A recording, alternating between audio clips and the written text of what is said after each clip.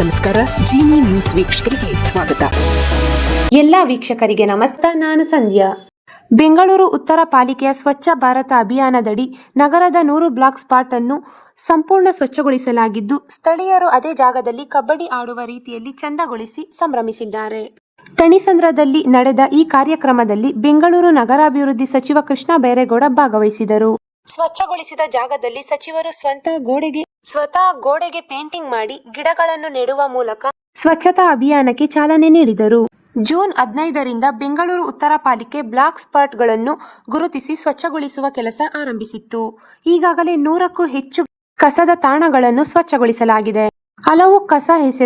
ಹಲವು ಕಡೆ ಕಸದ ರಾಶಿ ಇದ್ದ ಸ್ಥಳಗಳನ್ನು ಮಕ್ಕಳ ಆಟದ ಮೈದಾನಗಳಾಗಿ ರೂಪಿಸಲಾಗಿದೆ.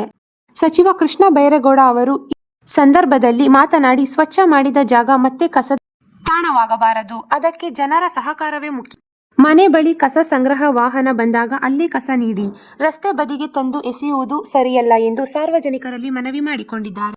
ಕಸ ಸಂಗ್ರಹ ವ್ಯವಸ್ಥೆಯಲ್ಲಿ ಕೆಲವು ಸಮಸ್ಯೆಗಳಿರುವುದನ್ನು ಒಪ್ಪಿಕೊಂಡ ಸಚಿವರು, ಹಳೆಯ ವಾಹನಗಳು, ಸಿಬ್ಬಂದಿ ಕೊರತೆ ಸೇರಿದಂತೆ ಹಲವು ಸವಾಲುಗಳು ಇವೆ ಎಂದರು. ಆದರೆ ಹಂತವಾಗಿ ಹೊಸ ವ್ಯವಸ್ಥೆ ಜಾರಿಗೆ ತಂದು ಮನೆ ಮನೆಗೆ ಪರಿಣಾಮಕಾರಿಯಾಗಿ ಕಸ ಸಂಗ್ರಹ ಮಾಡುವ ಕೆಲಸ ಮಾಡಲಾಗುತ್ತದೆ ಎಂದು ಭರವಸೆ ನೀಡಿದರು. ದಂಡ ಹಾಕುವುದರಿಂದ ಮಾತ್ರ ನಗರ ಸ್ವಚ್ಛವಾಗುವುದು.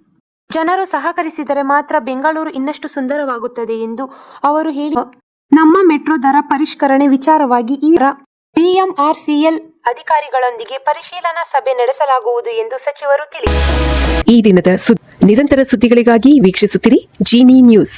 ನಮಸ್ಕಾರ.